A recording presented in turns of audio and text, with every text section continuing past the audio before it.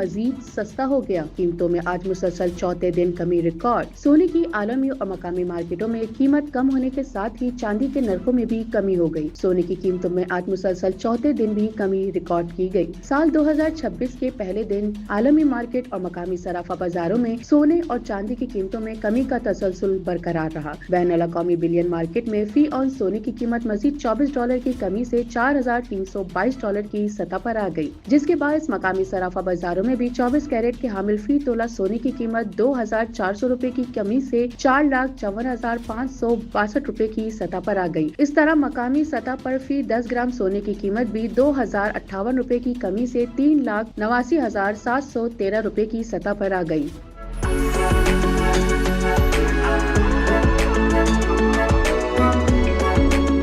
फी तोला चांदी की कीमत ₹83 की कमी से ₹7,635 और फी 10 ग्राम चांदी की कीमत ₹71 कमी से ₹6,545 की सतह पर आ गई।